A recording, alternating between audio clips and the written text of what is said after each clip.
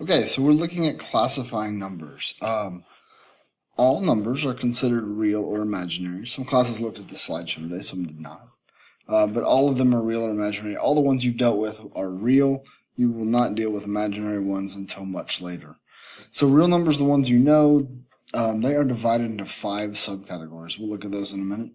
Imaginary numbers are complex ideas, and they are identified generally by using letters or symbols. They'll generally be introduced at the end of Algebra 1 or the beginning of Algebra 2. Here are the categories for real numbers: natural, whole, integer, rational, and irrational. This year we are not actually going to look at irrational numbers. I'm going to tell you what they are, but you won't be responsible for identifying those till next year. Natural numbers are counting numbers. 1, 2, 3, 4, 5, 6, all the way through the biggest number that you can imagine. And it's just normal whole counting numbers. Whole numbers are very similar. They are all whole numbers are all counting numbers and 0. So 0 is the only difference in counting numbers and whole numbers. 0 looks like a whole. It is a whole number. Okay, so that's the only difference in whole and counting numbers. Sometimes when you're classifying, whole number may be the most specific category that they offer, and that's okay. You would just put the counting numbers into the whole number section when that's the case. An integer is all whole numbers and their opposites. This also includes 0, even though 0 does not have an opposite. So we have 1, -1, 2, -2, 3, -3, 4, -4, and 0, and so on. All whole numbers and their opposites. So no decimals, no percents, no fractions. Rational numbers include all numbers that can be expressed as a fraction, where, if you look at this fraction, a and b do not equal 0. They include terminating decimals, which is a decimal that ends. These are the ones that we use a lot: 0.25, 0.3, 6/10, 125 thousandths.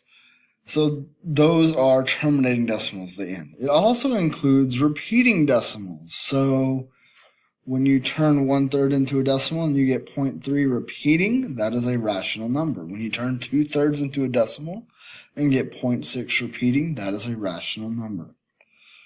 If we look at examples, the number 2 can be written as 2/1 as a fraction and 2.0 as a decimal. 3 1/4 can be written as 13/4 as a fraction and 3.25 as a decimal. This one got cut off, but it is -25 hundredths. So you would put -25 over 100 just like you would do if this were a positive number. Now, irrational numbers, again, you're not responsible for this, but just in case you want to know, are numbers that cannot be expressed as fractions or decimals.